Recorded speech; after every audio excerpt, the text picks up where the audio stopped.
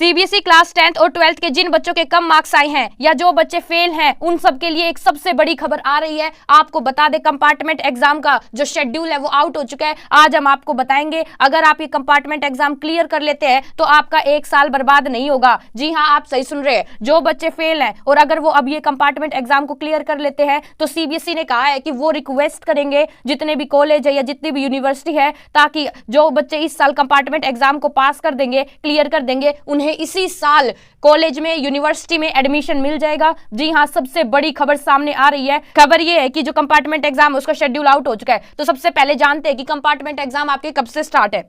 तो देखिए, आपको यहाँ पे नीचे दिख रहा होगा, यहाँ पे साफ साफ लिखा हुआ है, central board of secondary education is set to conduct the compartment exam 10th और 12th के जुलाई 16। इसका मतलब 16 जुलाई से, जी हाँ 16 जुलाई से आपके जो कंपार्टमेंट के एग्जाम है क्लास 10th और 12th के, वो शुरू हो जाएंगे। और आपको एक इंपॉर्टेंट बात मैं बता दूं, अगर क्लास 10th का बच्चा देख रहा है तो आपको पता होना चाहिए, अगर आप मैक्सिमम 2 सब्जेक्ट का कंपार्टमेंट एग्जाम इस साल दे पाएंगे। अगर आप 3 सब्जेक्ट में फेल है तो आपको फेल माना जाएगा और सॉरी टू से बट आपको 10th दोबारा करनी होगी। अगर कोई बच्चा क्लास 12th का देख रहा है तो उसको बता दूं, मैक्सिमम सिर्फ एक ही सब्जेक्ट का आप कंपार्टमेंट एग्जाम दे पाओगे। अगर आप 2 सब्जेक्ट में फेल हो तो आपको दोबारा 12th करनी पड़ेगी। तो आई होप आपको क्रिस्टल क्लियर समझ में आ गया होगा। दूसरी चीज, जिन बच्चों के कम मार्क्स है और जो बच्चे सोच रहे हैं कि हम कंपार्टमेंट का एग्जाम दे देते हैं और हमारे अच्छे मार्क्स आ जाएंगे, उनके लिए एक बड़ी चेतावनी है। उनको मैं एक बात स्पष्ट रूप से बता दूं कि आप ध्यान रखना, अगर आप कंपार्टमेंट का एग्जाम देते हैं तो आपके पिछले नंबर नहीं जुड़ेंगे, नहीं देखे जाएंगे।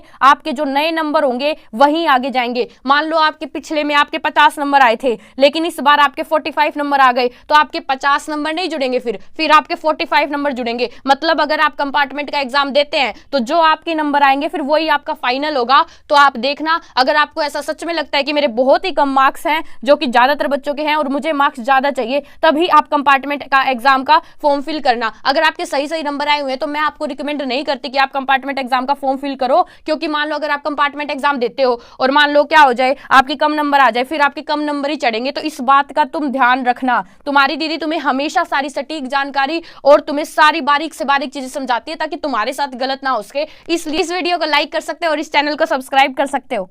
देखो, तो तुम्हें मैंने बता दिया कि 16 जुलाई से तुम्हारे स्टार्ट है, और जैसे जैसे जो जो चीजें आएंगी तुम्हारे कंपार्टमेंट एग्जाम से रिलेटेड, तुम्हारी दीदी तुम्हें सबसे पहले बताएगी, तुम्हें सारी जानकारी देगी। तुम्हें चिंता करने की जरूरत नहीं है, तुम्हें बस इस चैनल को सब्सक्राइब करके रख लेना है। तुम्हें सारी चीजें अप टू डेट, सारी टाइम टू टाइम मिलेगी। आज के लिए बस इतना ही, धन्यवाद।